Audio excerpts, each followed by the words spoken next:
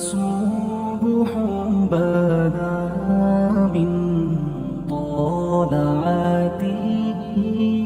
حضرت عمر فاروق اب 24 لاکھ مربع میل کا حکمران اور ہزاروں لوگ جس کے پیچھے نماز پڑھیں، وہ ایک ایک بندے کا خیال کرے، ممکن نہیں ہوتا.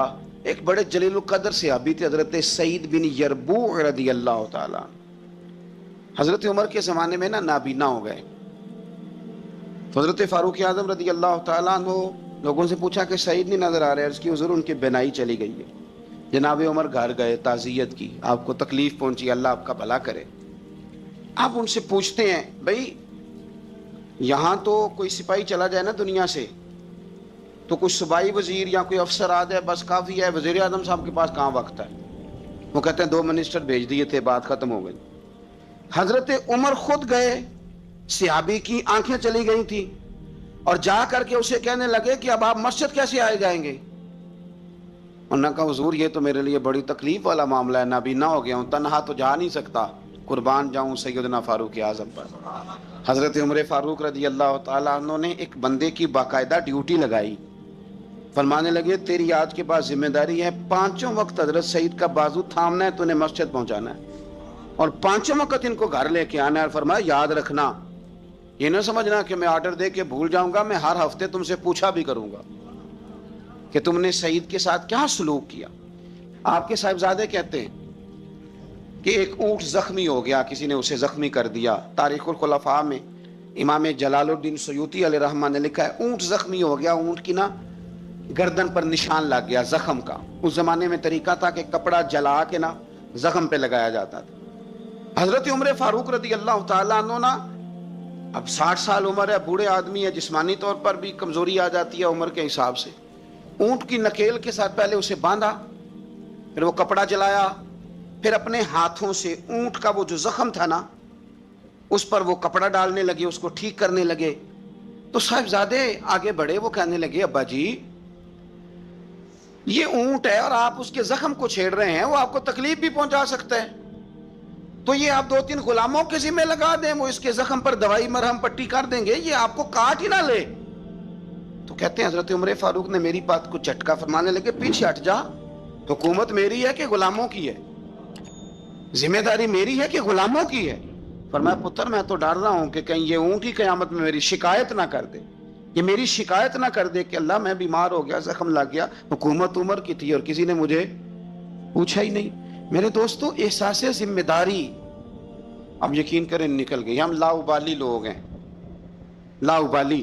میں کبھی سفر کرتا ہوں بہت زیادہ، تو میرے جو ڈرائیور حضرات ہوتے ہیں وہ میرے ساتھ وقت گزارنا خاصا مشکل کام ہے، اس لیے کہ میں گاڑی اب مجھے چلانی نہیں آتی پر چلواتا اپنی مرضی کی ہوں. تو ان کی خواہش ہوتی ہے کہ میٹر پہ نظر نہ پڑے پیر صاحب کی. تو میں پچھلی سیٹ پہ بیٹھتا ہوں تو میں اس ترتیب سے بیٹھتا ہوں کہ مجھے پتہ چل جائے کہ میٹر اب کہاں پہنچا ہے، اس لیے کہ مجھے پتہ ہے خدا نہ خواستہ کسی جگہ کوئی معاملہ ہوگا اور میں بچوں کو بتاتا رہتا ہوں. ایک دفعہ ایک آدمی غلط کراس کر گیا اور بڑی مشکل سے بچے نے بریک لگائی. بچہ کہنے لگا اس کے قریب جا کے تو میں نے بھی اس کو اسی طرح سزا دینی ہے. تو میں نے کہا پتر تو بات کو سمجھ، اسے کوئی بھی کچھ نہیں کہے گا، اور ہمیں لوگ کہیں گے تو اسی تے سیانے بیانے ہونا. ہمیں اپنی ذمہ داریوں کا احساس کرنا چاہیے. جب ہم غیر ذمہ دار کسی جگہ بھی ہو جاتے ہیں تو حالات خراب ہو جاتے ہیں. حضرت فاروق اعظم رضی اللہ تعالیٰ چھوٹی چھوٹی باتوں کا خیال کرتے. دیکھیں امام مسجد، میں روز امام مسجد کے حقوق بیان کرتا ہوں، لیکن مجھے مسجدوں کے ائمہ سے شکوہ بھی ہے، وہ اپنے نمازیوں کا نہیں خیال کرتے، ان کی طبیعت کا نہیں لحاظ کرتے. ہم اگر تھوڑا سا لحاظ کریں ائمہ مساجد نمازیوں کا. نبی پاک علیہ السلام نے فرمایا کہ میرا دل کرتا ہے میں لمبی نماز پڑھاؤں، لیکن پھر مجھے خیال آتا ہے کہ پیچھے بوڑھے بھی ہیں، بیمار بھی ہیں، بچے بھی ہیں. میرا دل کرتا ہے لیکن میں لوگوں کی تکلیف کو دیکھتے ہوئے نماز مختصر پڑھاتا ہوں. ائمہ مساجد اگر تھوڑا سا غور کریں، پیار کریں لوگوں کے ساتھ، تو مسجد کے اندر ایک خوبصورتی والا ماحول. یار میرا مطلب ہے کچھ بندے ایسے ہوتے ہیں جو بیچارے غصہ کسی اور کا ہوتا ہے نکالتے مسجد آ کے ہوتے ہیں، تو گھر میں بھی تو دادا ابو کئی دفعہ اس طرح کاری لیتے ہیں تو تھوڑا سا اگر ظرف بڑا ہو، حوصلہ ذرا بڑا ہو، آپ کو ہنسنا آتا ہو. نبی پاک صلی اللہ علیہ وسلم اکیلے بیٹھتے تھے تو متفکر بیٹھتے تھے. اکیلے ہوتے تھے تو سوچتے تھے، اکیلے ہوتے تھے تو سوچتے تھے، میری بات پہ غور کرنا، اکیلے ہوتے تھے تو سوچتے تھے، اور جب لوگوں کے بیچ بیٹھتے تھے تو ہنستے تھے۔ لوگوں کے بیچ آ کے منہ نہیں بنانا، وہ اکیلے آپ فکر کریں، غور کریں جو مرضی۔ اکیلے بیٹھتے تھے تو حضور تفکر کرتے تھے، لوگوں میں آتے تھے تو مسکرا کے آتے تھے۔ تو چھوٹی چھوٹی چیزوں کا فوجی، جیسے کہ میں نے پہلے کہا ہے، وہ سال کے بعد نا کبھی کوئی تقریب ہوتی ہے تو بلا کے نا فوجیوں کے بچوں کو، ان کی ماں کو، تو ایک آدھ تمغہ دے دیا جاتا ہے پھر چھٹی۔ کبھی کسی نے پوچھا ہے کہ یتیمی میں بچوں کا کیا حال ہوا؟ کبھی کسی نے پوچھا ہے کہ پھر پیچھے کیا حالات ہیں؟ میں کوئی لسٹ نہیں بیان کرتا، لیکن میں ثبوت رکھتا ہوں کہ جن کے لیے ترانے پڑے گئے اور بہت بڑی انٹرنیشنل کانفرنسیں کی گئیں اور میڈیا میں بڑا کچھ دکھایا گیا، ان کے بچوں پر وہ وقت بھی آیا کہ انہوں نے روٹی مانگ کے کھائی۔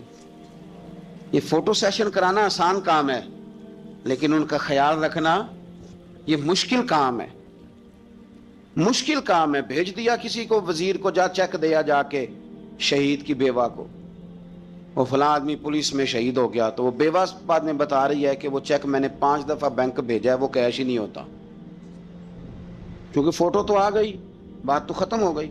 اور آپ کے ملک میں اس طرح بھی ہوا کہ ایک شہید کے لیے سیمینار ہوا، بہت بڑا تمغہ دیا گیا، اس کی والدہ کو بلایا گیا، اور جب تک تو کیمرے چل رہے تھے تو تب تک تو اس کو بڑا اعزاز تھا، ترانہ بھی باج رہا تھا، بندے آنسو بھی بہا رہے تھے، اور جب ختم ہو گیا سارا کچھ تو پھر اس کی ماں کو نا ایک کونے میں زمین پہ بٹھا کے، وہ ویڈیو آ گئی اس کی، وہ زمین پہ بٹھا کے نا دور اس کی ماں کو، جس کا بیٹا ملت پر، قوم پر، مذہب پر قربان ہوا، اس کو زمین پہ بٹھا کے تو اس کے ہاتھ میں روٹی پکڑائی گئی اور چھوٹے سے ایک برتن میں سالن ڈال کے اس کے آگے رکھا گیا۔ تو وہ دیہاتی عورت، سب لوگ موج سے کھانا کھا رہے ہیں، جو مہمان خصوصی ہیں روٹی کھا رہے ہیں، جو تمغے دینے آئے، اور جو لینے آئی ہیں اس کو وہاں بٹھا دیا۔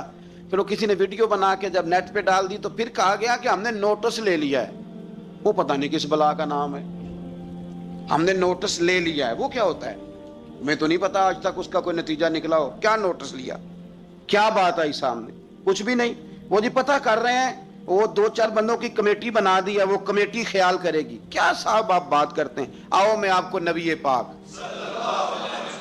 علیہ وسلم کے اس شاندار غلام کی بات بتاؤں۔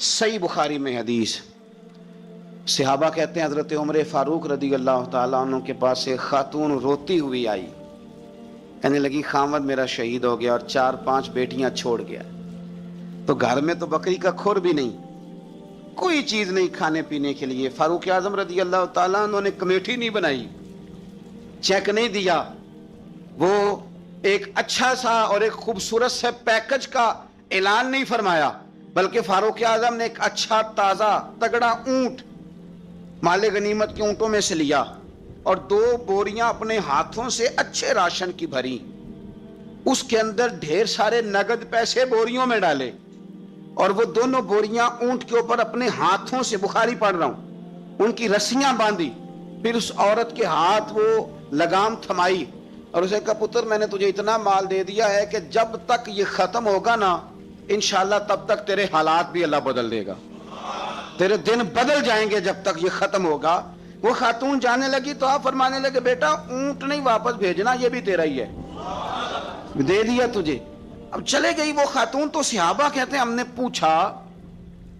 نے پوچھا کہ جناب آپ تو بڑے کفایت شعار ہیں، آپ تو بڑی بانٹ کے چیزیں دیتے ہیں، تو آپ نے اس بچی کو اتنا کچھ دے دیا اور بیک وقت دے دیا اور واقعی بہت زیادہ دے دیا اور نقدی پیسے بھی دے دیے۔ حضرت عمر فرمانے لگے تم نہیں نہ جانتے، میں جانتا ہوں، یہ میرے نبی پاک کے صحابی حضرت خفاف بن ایمار رضی اللہ تعالیٰ عنہ کی صاحبزادی ہے، اور میں نے حدیبیہ کے مقام کے اس کے باپ کو حضور کی خدمت کرتے دیکھا ہے، میں نے انہیں جنگیں لڑتے دیکھا ہے، اس کے باپ کو، اس کے بھائی کو۔ فرمایا وہ تو بچی آئی ہے تو میں تمہیں کیا بتاؤں، مجھے تو تکلیف شروع ہو گئی ہے کہ اسے آنا کیوں پڑا ہے، خدا کے بڑھ کے میں کیوں خدمت نہیں کر سکا، اسے آنا کیوں پڑا۔ عزیز دوستو یاد رکھنا، اصلہ نال جے نیکی کریے تے نسلاں تاک، کچھ لوگ ایسے ہوتے ہیں جنہیں قدر ہوتی ہے، وہ قربان کر دیتے ہیں ہر شے، لیکن اصولوں پر کبھی سمجھوتا نہیں کرتے. حضرت سیدنا فاروق اعظم رضی اللہ تعالیٰ عنہ نے اتنا نوازا اس بچے، اور پھر اثار کر کے نوازتے تھے. ہمارا یہ مزاج بن گیا کہ جو شے بھی آئے پہلے میرے گھر آئے، اور لوگ کئی دفعہ گھر بچاتے بچاتے سارا کچھ ضائع کر بیٹھتے. ہر شے، ہر چیز، حتیٰ کہ معاذ اللہ دین ایمان بھی، دعائیں بھی. پیسہ بچ جائے، گھر بچ جائے، باقی جو شے جاتی ہے وہ جائے. لیکن سیدنا فاروق اعظم کا رنگ بڑا انوکھا ہے، انداز بڑا نرالا ہے. ایک جگہ سے نا چادریں آئیں بہت ساری. میرا خیال ہے کہ جو بہترین چیز ہوتی ہے نا وہ لوگ پہلے گھر رکھ لیتے ہیں. یہ قربانیاں ہوئی ہیں نا جی، تو 4 5 رانے جنہوں نے 6 بکرے کیے وہ پہلے انہوں نے سائیڈ پہ کر لی. مجھے ایک سنگی بتانے لگے کہ اس دفعہ آپ کی دعا سے خیر ہوئی ہے، ہم نے مکس کر کے گوشت بانٹا ہے، ورنہ پہلے اسی طرح کرتے تھے کہ جو رانے ہیں نا وہ ساری سائیڈ پہ کرو اور باقی پھر اکٹھا کر کے اللہ کے راستے میں دے دو. اللہ کی راہ میں جو دینا ہے، جو اپنی راہ میں دینا ہے اس کا طریقہ، اور اللہ کی راہ میں دینا ہے معاذ اللہ تو اس کا سٹائل اور ہے. فرمانے لگے کہ چادریں آئیں اور بڑی بڑی قیمتی چادریں آئیں، تو فاروق اعظم رضی اللہ تعالیٰ عنہ نے کوئی اس میں تخصیص نہیں کی، 1 2 2 3 3 4 4 بانٹتے رہے. چادریں تھی عورتوں والی. اب جو سب سے نیچے سے چادر نکلی وہ اتفاق سے بڑی شاندار نکل آئی.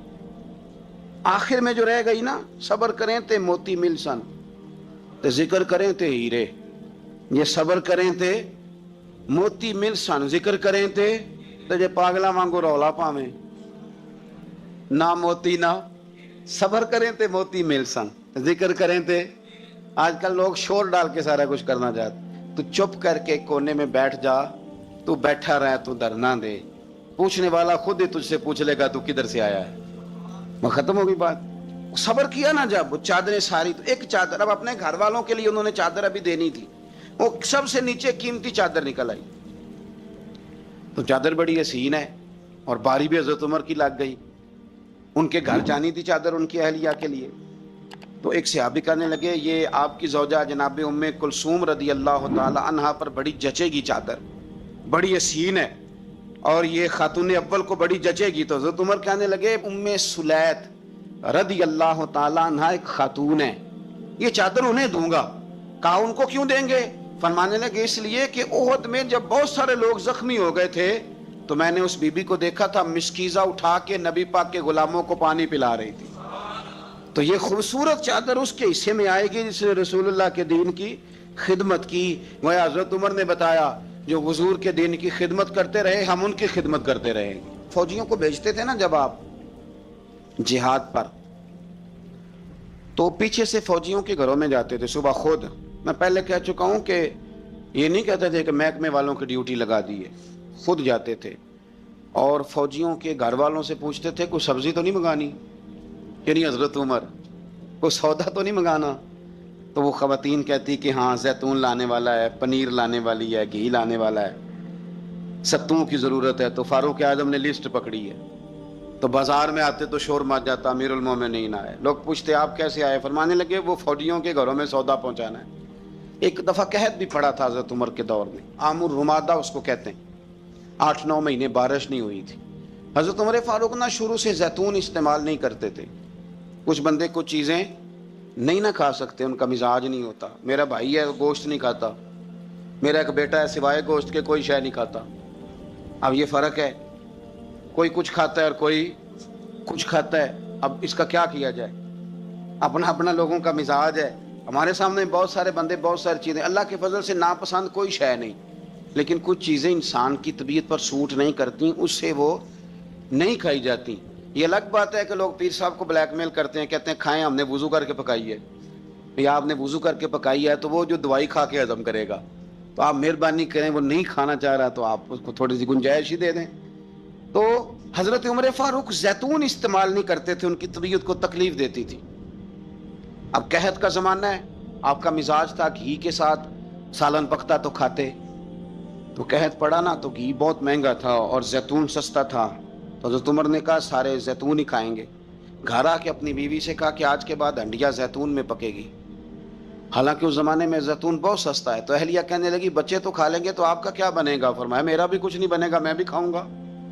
اب ایک آدمی نے ایک چیز کبھی نہیں کھائی پھر وہ روز کھانی پڑے، 4-5 دن بیت گئے تو پیٹ سے گڑ گڑ کی آوازیں آنے لگیں، اس نے پیٹ خراب کر دیا۔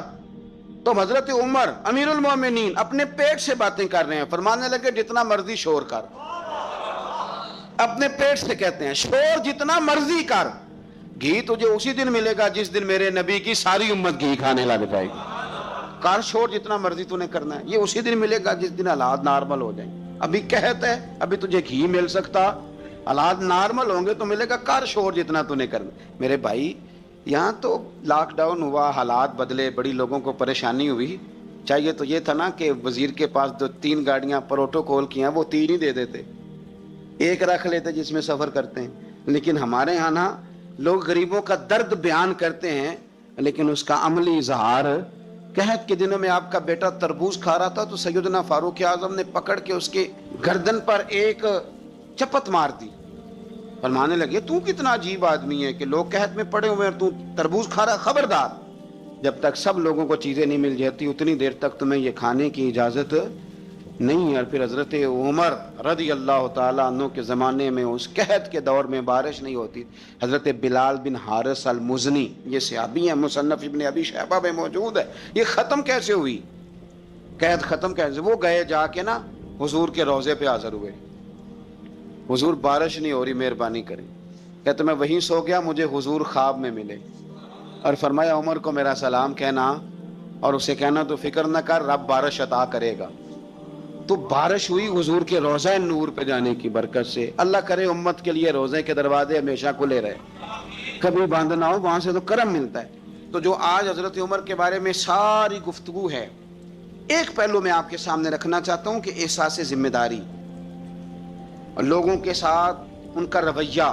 ایک قحط کے زمانے میں ہی دور سے کچھ لوگ آ گئے کہ چلو باہر قحط ہے تو مدینے چلتے ہیں، انہوں نے آ کے باہر ڈیرا لگا لیا، حضرت عمر کو پتہ چلا کچھ مسافر بھی آ گئے تو آپ نے کھانے پینے کا سامان اٹھایا، پشت پہ رکھا، کندھے پہ تو جا رہے ہیں۔ جناب ابو ہریرہ فرماتے ہیں عمر بھی تھے، ان کے خادم بھی تھے، میں نے پوچھ لیا کہاں جا رہے ہو تو کہنے لگے پیچھے مڑ کے ابو ہریرہ ہے، میں نے کہا جی، کہنے لگے ادھر آ یار میں تھک گیا ہوں، تھوڑا سا سامان تو بھی اٹھا، چل میرے ساتھ۔ کہتے میں نے تو پوچھ لیا تھا، میں بھی قابو آ گیا، وہ سامان اٹھایا، جہاں قافلہ ٹھہرا تھا وہاں گئے اور جا کر کے نا حضرت عمر نے مجھے کہا لاؤ لکڑیاں، کہتے ہم لکڑیاں اکٹھی کر کے لائے تو عمر نے خود آگ جلائی، پھر فاروق اعظم نے خود کھانا پکایا اور فرمایا جب وہ مہمان روٹی کھا رہے تھے تو عمر رو رہے تھے۔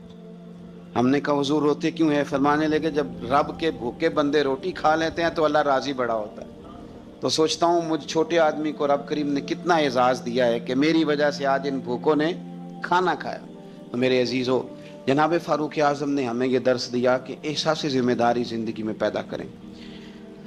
ہم نے بہت سارے کام اس لیے خراب کیے کہ ہم سست ہو گئے، ہم نے وہ ذمہ داری کسی اور کی لگا دی، ہم نے ساری زندگی پروٹوکول تلاش کیا، عزت تلاش کی، ہم نے لوگوں کو شیشے میں اتارنے کا طریقہ سیکھا، اس نے بے سکونی بھی پیدا کی معاشرے کے اندر، ہمیں بھی تکلیف میں رکھا، دوسروں کو بھی تکلیف میں رکھا۔ اگر مخدوم بنو گے، خدمت کرانے کا مزاج بناؤ گے تو ساری زندگی تکلیف میں رہو گے، اور اگر خادم بن جاؤ گے تو پھر تو ذہن بن جائے گا کہ میں نے کھلاتے ہی رہنا ہے۔ حضرت عمر فاروق نے بتایا لوگوں کو کہ قوم کا سربراہ قوم کا خادم ہوتا ہے، انہیں خدمت کر کے لوگوں کو بتایا کہ اس طرح کر کے اگر اپنی زندگی کو ترتیب دو گے نا پھر تمہارے لیے جینا آسان ہو جائے گا۔ اور کسی بڑے آدمی کا طریقہ بھی یہی ہوتا ہے کہ وہ اس طرح کے طریقے اپنائے کہ ذوق بڑھے۔ حضرت عمر کو لوگ کام کرتے ہوئے دیکھتے تھے تو ان کا ذوق بڑھتا تھا، ان کا بھی دل کرتا تھا۔ وہ کہا تھا نا اقبال نے، وہی ہے تیرے زمانے کا امام برحق جو تجھے حاضر و موجود سے بیزار کرے اور موت کی شکل میں دکھلا کے تجھے جلوہ یار زندگی تیرے لیے اور بھی دشوار کرے۔ نبی پاک صلی اللہ تعالی علیہ وسلم نے ارشاد فرمایا کہ جو میرے اہل بیت کے ساتھ اچھا سلوک کرے گا میں خود قیامت کے دن اسے صلہ عطا کروں گا۔ یہ حدیث مولا علی شیر خدا سے روایت ہے، اور جو اگلی حدیث اعلیٰ حضرت نے لکھی ہے تاریخ بغداد کے حوالے سے، اس حدیث کے راوی امیر المومنین حضرت عثمان غنی رضی اللہ تعالی، حضرت عثمان غنی راوی ہیں۔ اور ذرا جملے دیکھیے، نبی پاک صلی اللہ علیہ وسلم نے کیا فرمایا؟ یہاں اہل بیت کے لفظ نہیں، پچھلی حدیث میں اہل بیت کا لفظ تھے، یہاں اہل بیت کے لفظ نہیں۔ اللہ کے محبوب صلی اللہ تعالی علیہ وسلم فرمانے لگے جو شخص بھی عبد المطلب کی اولاد کے ساتھ دنیا میں کوئی نیکی کرے، میرے دادا کی اولاد کے ساتھ، فرمایا جو بھی عبد المطلب کی اولاد کے ساتھ دنیا میں کوئی نیکی کرے۔ اور یار سننا، کبھی اس طرح بھی ہوتا ہے، کبھی اس طرح بھی کہ بیٹی غریب ہو، میں مثال دے کے بات سمجھانے لگا ہوں، یا بچے کسی جگہ بھی وہ تعلیم حاصل کر رہے ہوں تو باپ جاتا نہیں کنٹین پہ جا کے کہہ دیتا ہے کہ میرے بچے جو مانگے دے دینا، مہینے کے بعد بل بنے گا تو میں ادا کر دوں گا، یا جو مانگے دے دینا۔ ٹیچر سے کہتا ہے بچے کو چیزیں دے دینا، پیسے میں دے دوں گا، میرے جو بچے ہوئے۔ دیکھو حسن، دیکھو میرے رسول پاک علیہ السلام نے جو بیان کیا۔ اللہ کے محبوب صلی اللہ علیہ وسلم فرمانے لگے جس نے عبد المطلب کی اولاد کے ساتھ دنیا میں کوئی نیکی کی، فرمایا اس کا صلہ مجھ پر لازم ہے، اور صلہ میں اسے تب دوں گا جب قیامت میں میری اور اس کی ملاقات ہوگی۔ جب قیامت میں میری اس سے ملاقات ہوگی تو میں خود اسے صلہ دوں گا، میں خود اسے صلہ دوں گا، میں صلہ دوں گا۔ قربان جائیں اعلیٰ حضرت بریلوی پر۔ اعلیٰ حضرت فرمانے لگے جو حضور نے دینا ہے وہ تو دینا ہی ہے، اور پتہ نہیں کیا کچھ دینا ہے۔ فرمانے لگے اتنا تھوڑا ہے کہ حضور نے فرمایا جو عبد المطلب کی اولاد سے نیکی کرے وہ قیامت میں مجھ سے ملے گا۔ تو یہ بہت بڑا صلہ نہیں کہ جو حضور کی اولاد سے پیار کرے وہ قیامت میں حضور سے ملے گا۔ جان دے دی وعدہ دیدار پر، تو وعدہ کریں دیدار کا، جان دینے کو تیار ہیں۔ فرمایا جو عبد المطلب کی اولاد سے نیکی کرے مجھ پر لازم ہے صلہ دینا جب وہ مجھ سے ملے گا۔ اور یارو کھل کے پیار کرو میرے محبوب کی اولاد سے، سیدہ پاک سے، شیر خدا سے، امہات المومنین سے، حضور کی شہزادیوں سے، نبی پاک کے حسن سے، حضور کے حسین سے۔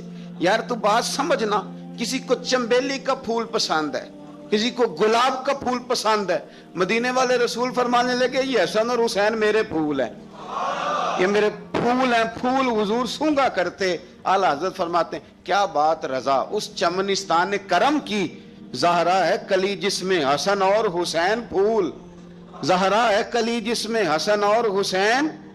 بس کسی نے سادی بات کہی، پریشاندار کہہ دی، اس نے کہا عظمت آل نبی بھول نہ جانا لوگو، اور دیکھنا غیر کی باتوں میں نہ آنا لوگو۔ یہ چھلکے آپ کی طبیعت بتائے کہ آپ کو حضور کی اولاد سے بڑا ہی پیار ہے، آپ کو نبی پاک کے خاندان سے بڑا ہی پیار ہے۔ تو باہر کیا یہ بات میں نے شروع میں اس لیے کر دی کہ ذرا نہ کھل کے پیار کرنا ہے حضور کی اولاد۔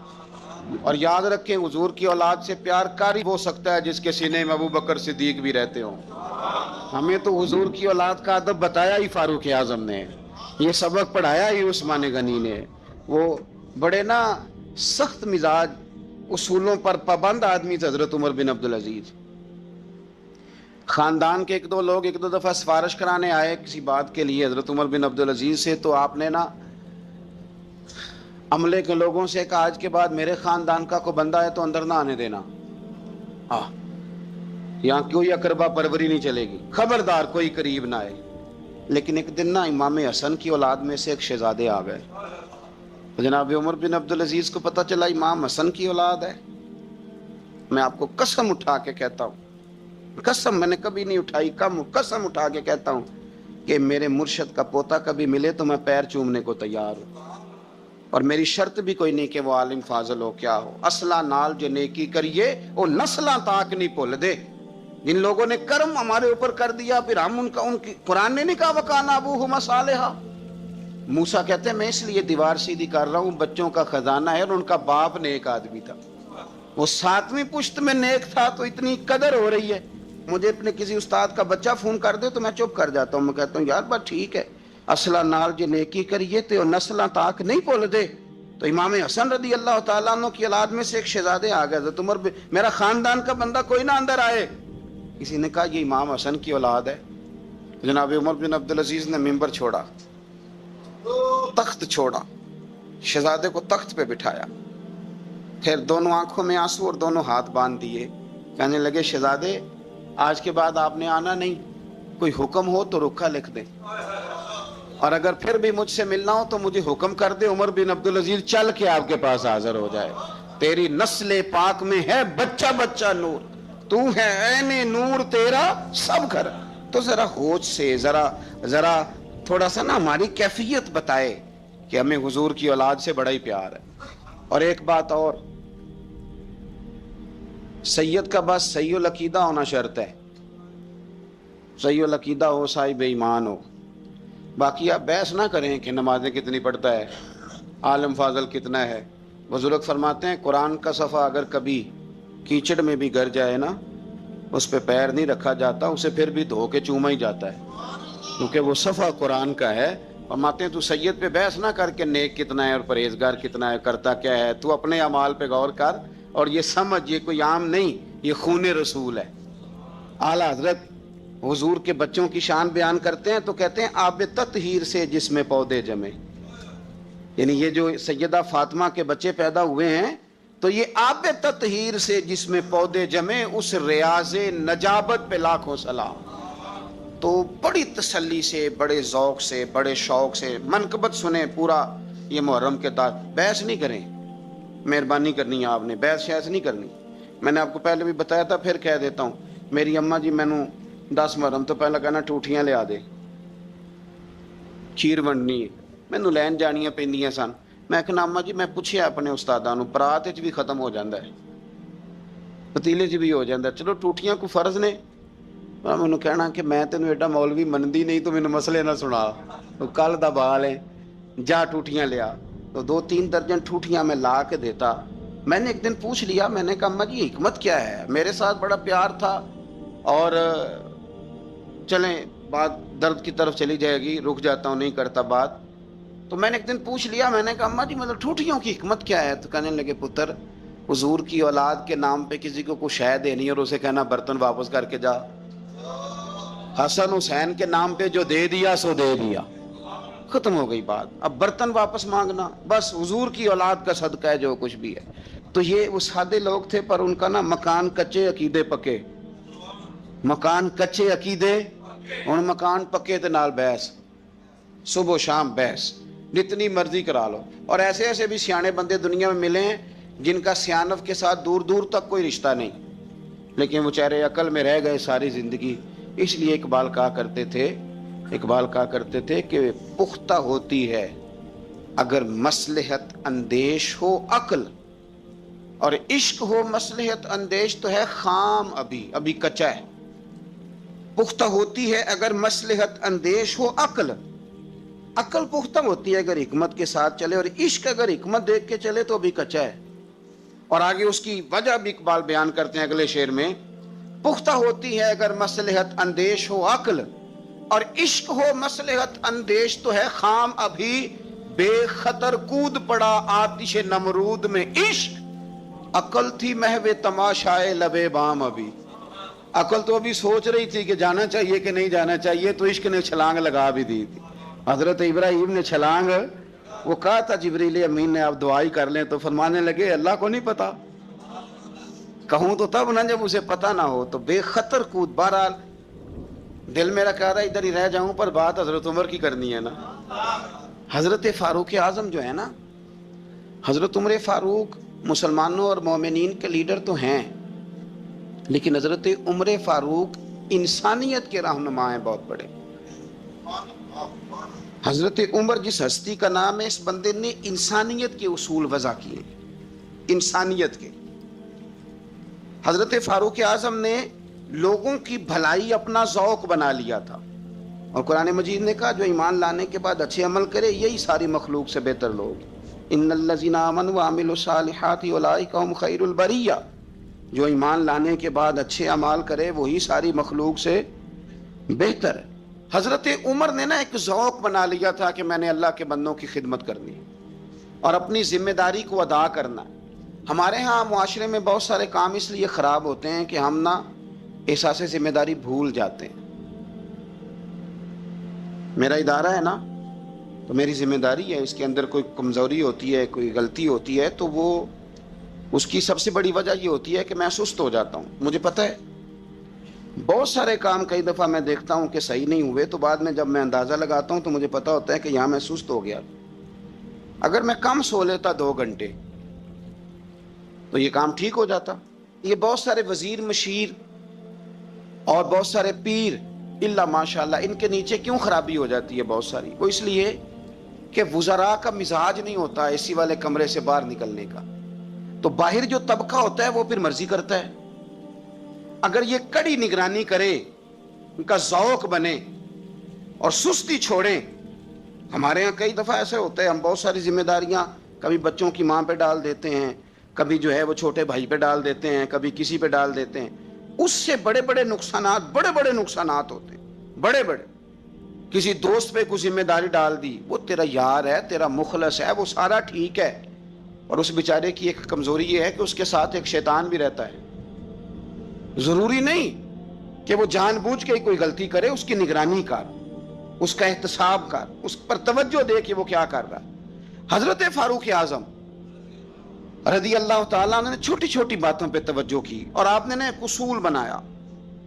ایک اصول آپ کو یہ مل جائے گا، ابن جوزی علیہ رحمہ نے اس کو لکھا. حضرت عمر فرمایا کرتے تھے کہ حکومت چونکہ میری ہے تو ذمہ داری بھی. یہ نہیں فرماتے تھے کہ اداروں سے پوچھوں گا، متعلقہ آدمی سے پوچھوں گا، یہ نہیں فرماتے تھے. میں اس محکمے کے سربراہ کو، اس منسٹری کے وزیر کو، یہ بات نہیں ہوتی تھی. حکومت میری ہے تو ذمہ داری بھی میری ہے. حضرت عمر فاروق رضی اللہ تعالیٰ نے قانون بنایا، اور اس کو آپ سن لیتے ہیں، کبھی اس کو سمجھنا. انسان کو جو روٹی ملے گی، چھت ملے گی، دوائی ملے گی، کپڑا ملے گا، یہ ساری باتیں ٹھیک، لیکن حضرت عمر فرمانے لگے کہ اگر کوئی کتا بغیر پانی پیے مر گیا فرات کے کنارے صحرا میں، یعنی اس تک پانی نہیں پہنچا، انسان کی بات نہیں. یہاں تو عورتوں کو ہسپتال میں جگہ نہیں ملتی تو وہ رکشے میں بچے پیدا کر لیتی. یہاں تو بہت سارے لوگ ایسے ہیں جنہیں دوائی میسر نہیں آتی اور وہ مر جاتے. کتا اگر میری حکومت میں پیاسا مر گیا تو عمر فرماتے ہیں اللہ مجھ سے پوچھے گا کہ ڈیوٹی تو تیری تھی نا، ذمہ داری تو.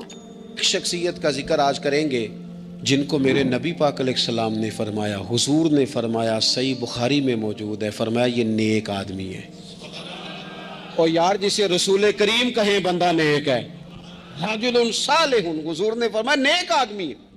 جو بالغ نہیں ہوئے تھے اور اس سے پہلے ہی کلمہ پڑھ لیا تھا، جو حج کے مسائل سب سے زیادہ جانتے تھے، جنہوں نے 60 سال مکے اور مدینے میں فتویٰ دیا، صحابہ ان سے فتویٰ لینے آتے تھے. جو بدر کی جنگ میں بھی گئے، احد میں بھی گئے، پر محبوب نے فرمایا عمر تھوڑی ہے، ابھی واپس جائیے. خندق میں شریک ہوئے اور اس کے بعد ہر جنگ میں شریک ہوئے. مستدرک میں موجود ہے. حضرت جابر ابن عبداللہ فرمایا کرتے تھے زمانہ بدلا تو کچھ لوگوں میں بھی تبدیلیاں آئیں. میں نے بڑی دنیا بدلتی دیکھی، پر جن لوگوں کو نہیں بدلتے دیکھا نا، ان میں یہ شخصیت ہے جو ہمیشہ ہر دور میں، ہر عمر میں نبی پاک کے طریقوں پر پوری طرح کاربند رہے.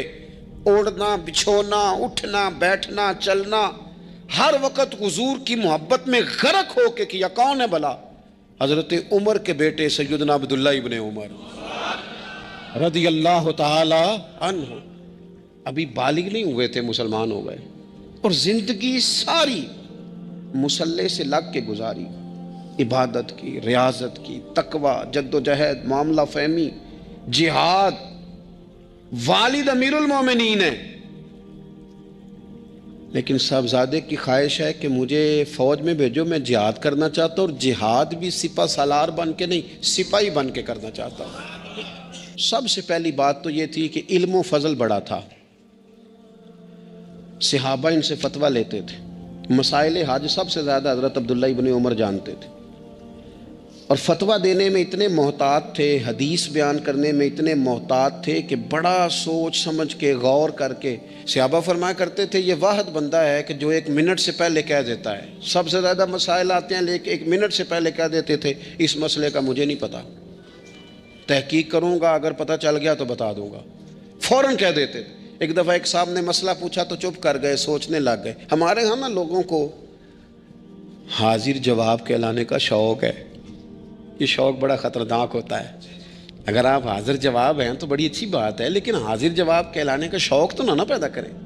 اگر آپ کو پتہ ہے، صحیح بخاری میں حدیث ہے، نبی پاک علیہ السلام نے ایک دن پوچھا تھا صحابہ سے کہ وہ درخت کون سا ہے؟ جس کی مثال مومن کی طرح ہے. تو حضرت عبداللہ ابن عمر کہتے ہیں مجھے پتا تھا کہ وہ کھجور کا درخت ہے اور میں نے جواب نہیں دیا. کیوں نہیں دیا؟ فرمانے لگے ابو بکر صدیق بیٹھے، فاروق اعظم بیٹھے، مولا علی بیٹھے، بزرگوں کی موجودگی میں جواب دیتا پھروں؟ یہ ٹھیک نہیں ہوتا، یہ صحیح نہیں ہوتا. یہاں تو بڑے لوگ، امام غزالی فرماتے ہیں جب میں اپنے مرشد سے مرید ہوا تو مجھے کہنے لگے بیعت میں نے کر لیا، آج کے بعد نہ تقریر کرنی ہے، نہ مدرسے میں سبق پڑھانا ہے، نہ کسی کو مسئلہ بتانا ہے. اور یہ بڑا مشکل کام ہوتا ہے، بندہ مولوی بھی اور تقریر ہی نہ کرے، اسے زنگ لگ جاتا ہے، اور مسئلہ ہی نہ بتائے تو بد ہضمی ہو جاتی ہے. یہاں تو جس کو 6 مسئلے آ جائیں وہ امام کو نماز نہیں پڑھانے دیتا، وہ کہتا ہے پہلے انٹرویو لوں گا تیرا کہ تو پورا تجھے آتا ہے پھر آگے چلے گا. تو اتنے بڑے عالم کو شیخ نے منع کر دیا. تو کہتے ہیں شیخ کے پاس ایک شخص مسئلہ پوچھنے آیا تو میرے مرشد فرمانے لگے مجھے یہ مسئلہ نہیں آتا. تو امام صاحب کہتے ہیں کہ میں نے اسے کہا مجھے آتا ہے، میں بتاؤں؟ کہتے ہیں میرے شیخ مسکرا پڑے، کہنے لگے غزالی میں تو تیرے ساتھ ساتھ اپنی میں بھی مارنا چاہتا تھا پر تیری ابھی مری نہیں. پر تو کہتا ہے میں بتاتا ہوں. کچھ دیر چھوڑ دے، سارے مسئلے بتانے نہیں چاہیے، کچھ پہ عمل بھی کرنا چاہیے.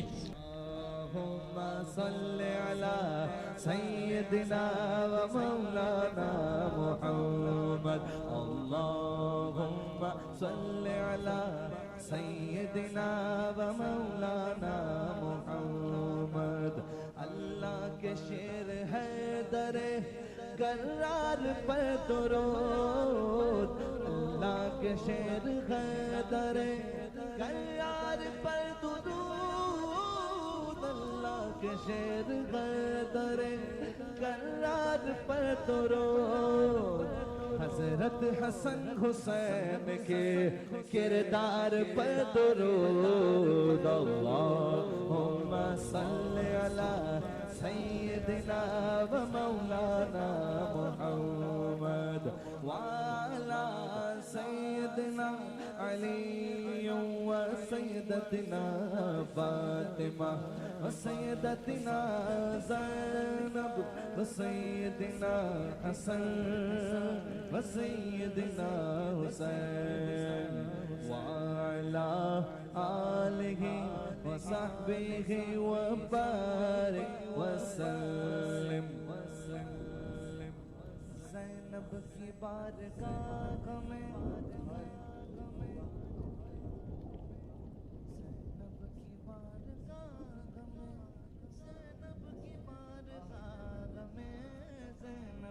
بارگاہ میں سلام نیاز ہے، زینب کی بارگاہ میں سلام نیاز ہے. جو مرتضیٰ کی لاڈلی زہرا کا ناز ہے. اللہم صلی علی سیدنا و مولانا محمد وعلی سیدنا علی و سیدتنا فاطمہ و سیدتنا زینب و سیدنا حسن و سیدنا حسین. زینب کی بارگاہ میں سلام نیاز ہے، زینب کی بارگاہ میں سلام نیاز ہے، زینب کی بارگاہ میں سلام نیاز ہے، زینب کی بارگاہ میں سلام نیاز ہے. جو مرتضیٰ کی لاڈلی زہرا کا ناز ہے. اللہم صلی علی سیدنا و مولانا محمد. اللہم صلی علی سیدنا و مولانا